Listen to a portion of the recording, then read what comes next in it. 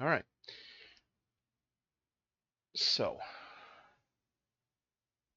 I haven't done a proper socio-political sort of video on this channel before. I don't know if there will be more, but I'm going to make an effort anyhow because this is an issue I'm pretty upset and indeed, I dare say, even passionate about. So, the whole sponsored worker visa issue, it's been on the back burner for a very long time. It's been present within you know, any sort of conversation about immigration, employment. Uh, I mean, it's been there.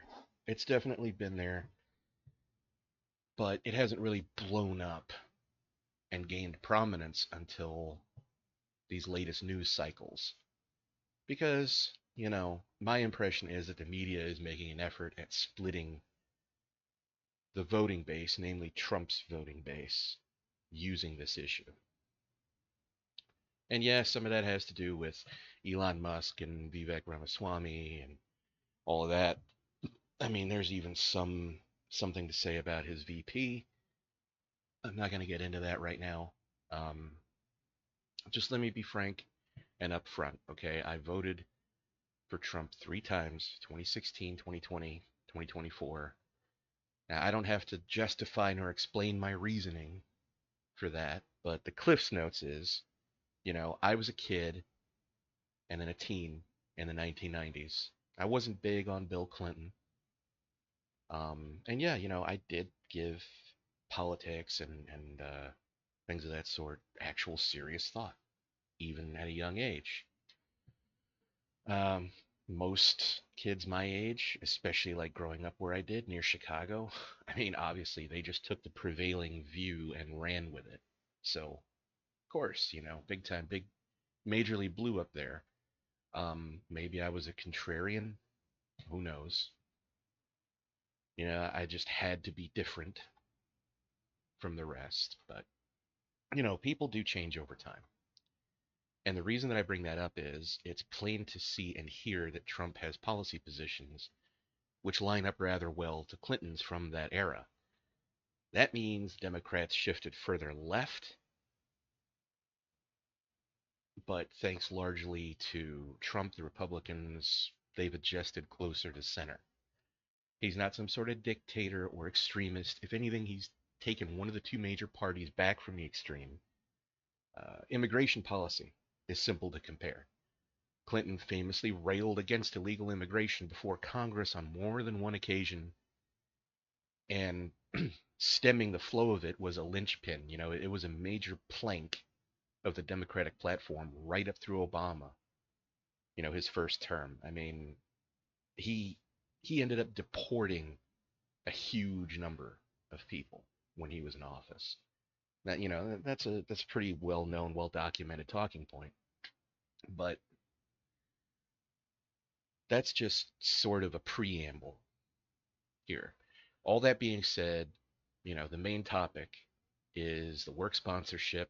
Granted, that's a separate issue, you know, and anecdotally, I'm in, full transparency here. It is anecdotal. I'm a U.S. Army veteran. I served from 2005 to 2009. I got out, honorable discharge. Um, I used my GI Bill, get a formal education in IT. Want to guess how, the number of actual proper IT jobs I've landed since then? Zero. And I completed that degree program years ago. Now, and oftentimes if I bring this up, like online comment sections or even in person, talking to people about it, I get asked how I can claim to have experience without being hired in the field. Well, I mean, it's been a hobby and something I gained a knack for since I was, much younger. I started off self-taught in basic computer programming. You know, I understand the fundamentals. Yeah, I would have to sit down and actually learn the like formal development testing process, everything like that, which I started to do, a little bit before the COVID-19 thing, basically just, you know, threw a bunch of stuff right into the garbage disposal, so to speak. Um, but that being said, I also often get told that H-1Bs and other visa holders, they aren't responsible for me not landing work. Okay.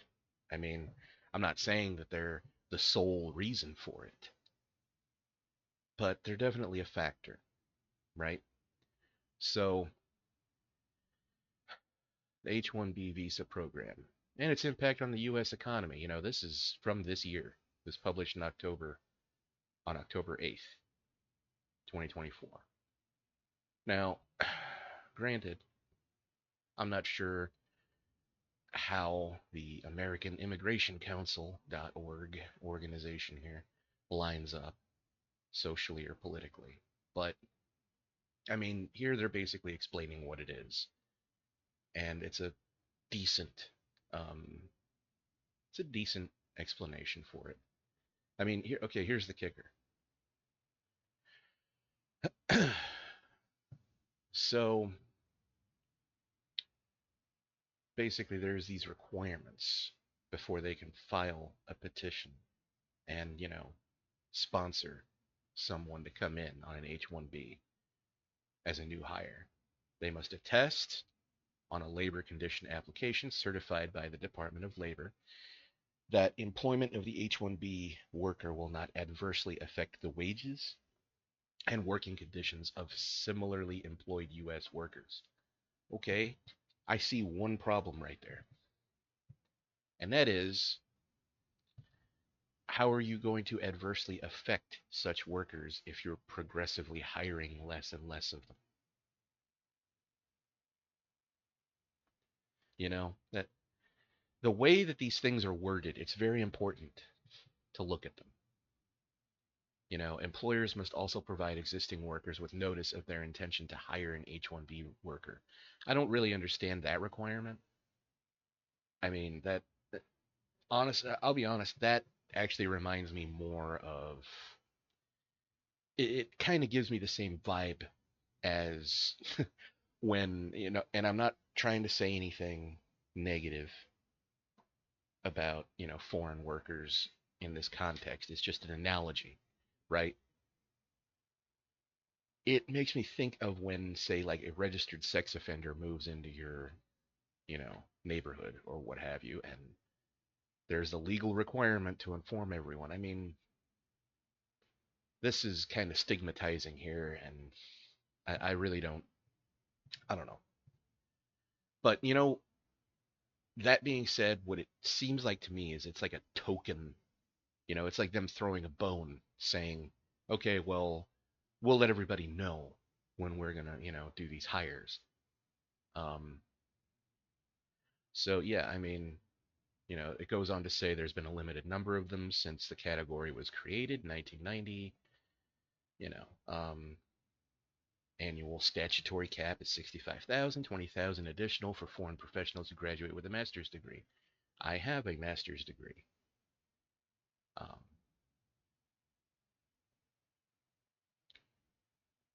and even with that, and with a fair amount of experience in the field, can't get hired.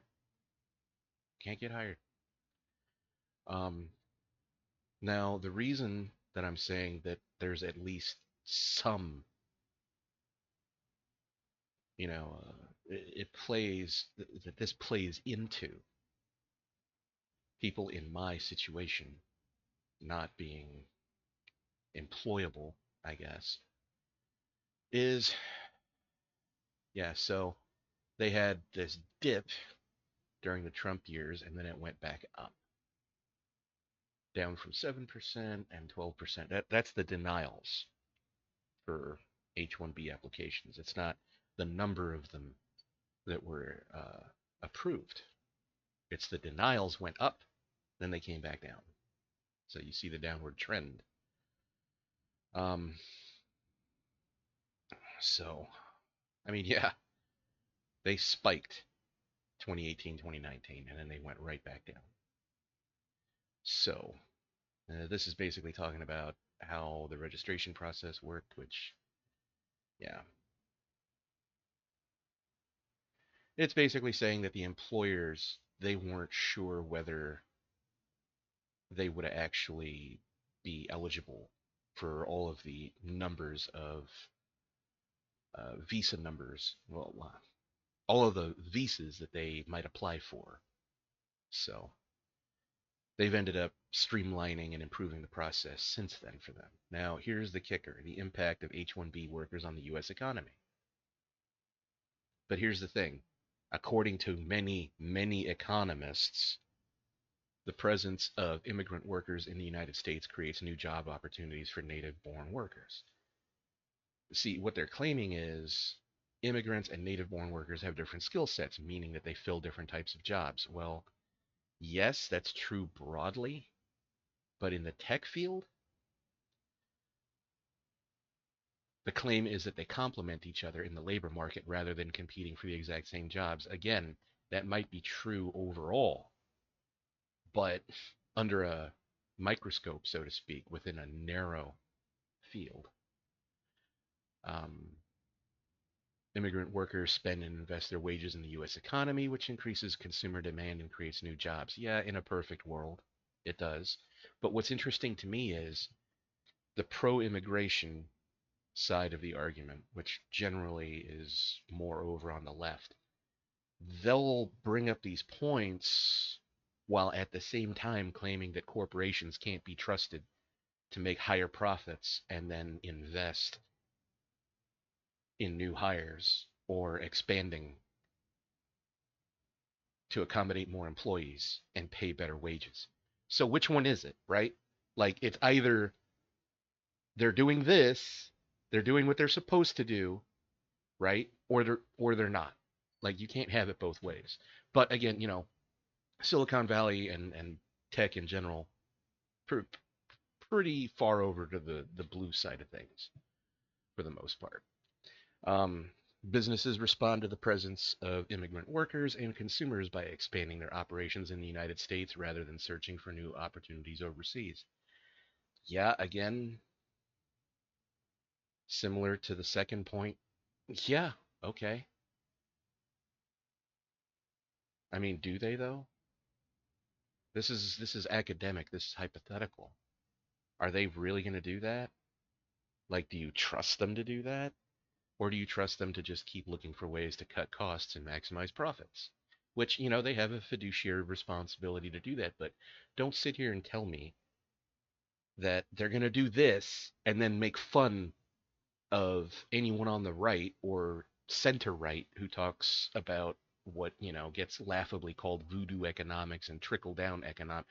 You're basically trusting them to engage in trickle down economics. Like it's hypocrisy on, like the highest order here.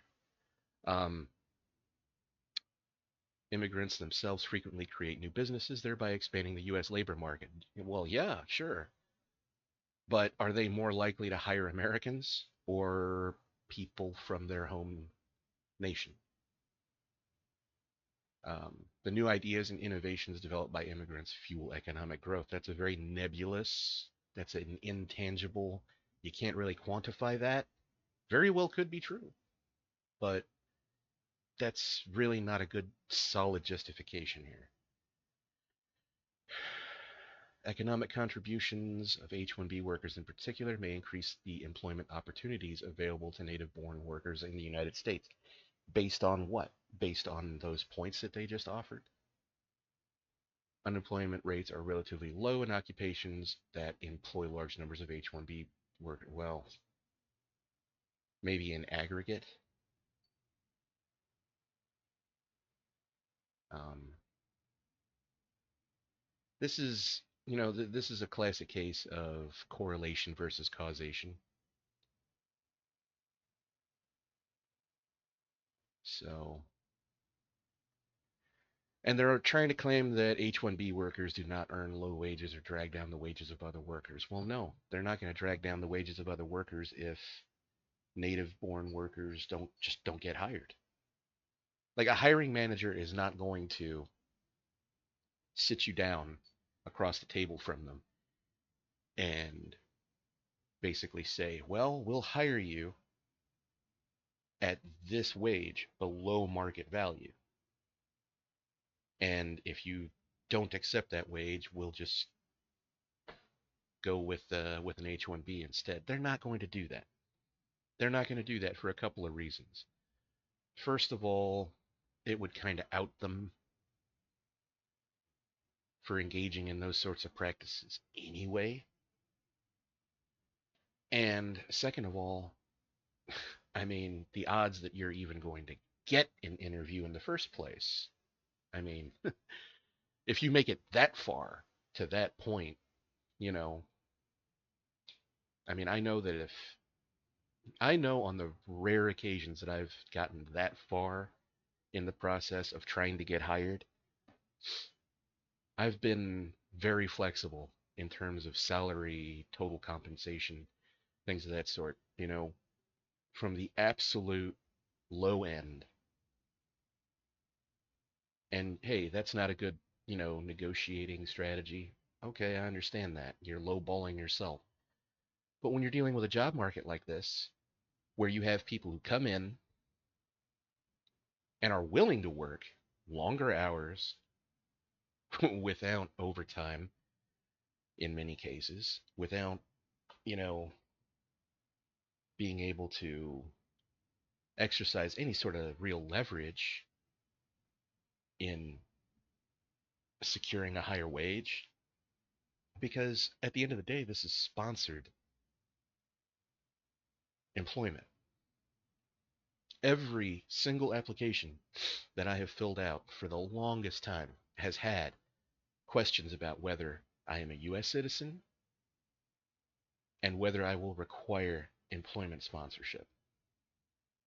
And they also throw in the whole question of whether I'm a veteran, whether I belong to the categories of protected veteran, whether I have a disability, any of that stuff. But those questions are there. So what does it mean when you're sponsored? Well, they're not going to get into it on this website, and I don't think they'll really get into it on any of the other websites. But it's kind of a elephant in the room. It's strongly implied. Hey, we're sponsoring you. The to start with, it's a 3-year program. We can extend it to 6, and we can apply for extensions beyond that. There's other visa programs that you can move up to into getting a green card, and ultimately being naturalized, becoming a naturalized citizen. But the thing is, when you're in this position, hey, they don't have to keep sponsoring you. It's just sort of a quietly understood that you're going to do what you can to make them happy so that you can stay hired and you can stay in this country.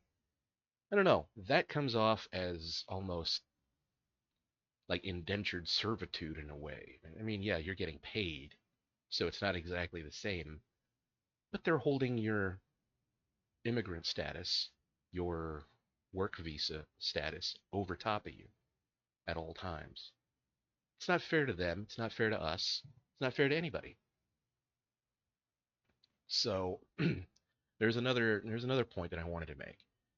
This is archived.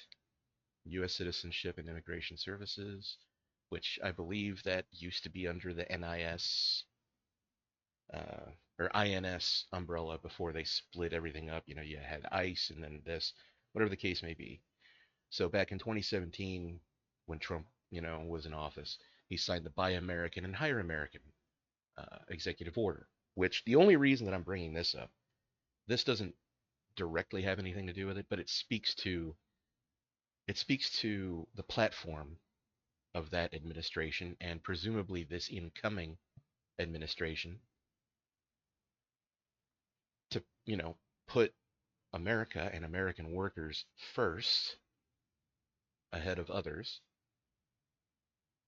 This had to do with expanding and strengthening programs like E-Verify and disincentivizing employers from hiring illegal immigrants.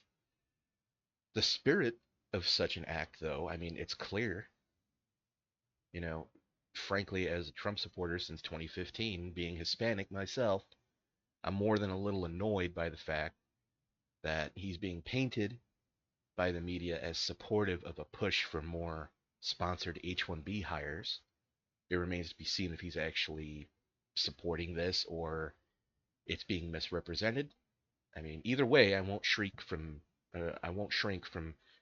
calling a strike on the whole thing, given his America First sloganeering.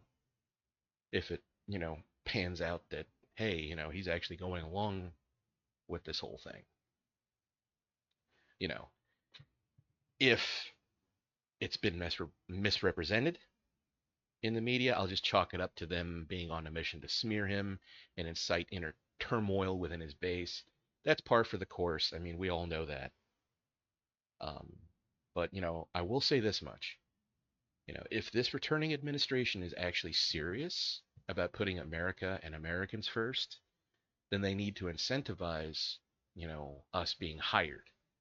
I'm not asking for a handout. Most people in my place aren't asking for a handout. But consider the fact that as veterans, the government bureaucracy is A-OK with us being left to rot and die on the street while they put so-called refugees up in hotels or Section 8 housing. You know, that's already one major indictment against them.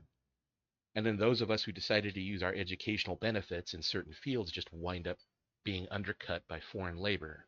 That's simply not right. And I'm sick of the vapid arguments about you can't handle a little competition or about how putting the nation first is about leading the pack in tech and engineering regardless of who gets hired from where to do it. We should not have to compete against people who wind up as glorified indentured servants working long hours for less pay under the threat of being sent back across the ocean. Like I said, it's not fair to us, it's not fair to them. And you can't tell me it's being done in the national interest. It simply isn't. That's the it's being done to to further pad out the bottom line of Silicon Valley, and other predominantly left-wing aligned corporate entities that it's a vicious cycle at that point. So at the end of the day, here's a couple of options. Curtail the visa programs, prioritize hiring Americans. Granted, it might include having to offer additional training programs, on the job training, things of that sort to get us up to a productive state. But these tech firms are absorbing upfront costs to hire H-1Bs too. So, giving us a leg up is perfectly within their capabilities. Second option, if we're not welcome in these fields and can't secure work in them, hey, fine. Reset our GI Bill benefits in the case of veterans, and in the case of non-veterans, offer a grant program to those who've been priced out of the job market so that either way, whatever category we fall into, we can earn a degree or some certifications in a field where we can get hired. I mean, either way, we're not talking about a welfare program or freebies. It's about giving us, Americans, a level playing field or a helping hand back onto our feet. The incoming administration can consider this an open letter on how to set things right. Frankly, we're tired of not being able to properly provide for ourselves and just want a fair shake. And at this point, we deserve as much. We deserve at least that much. So, thank you.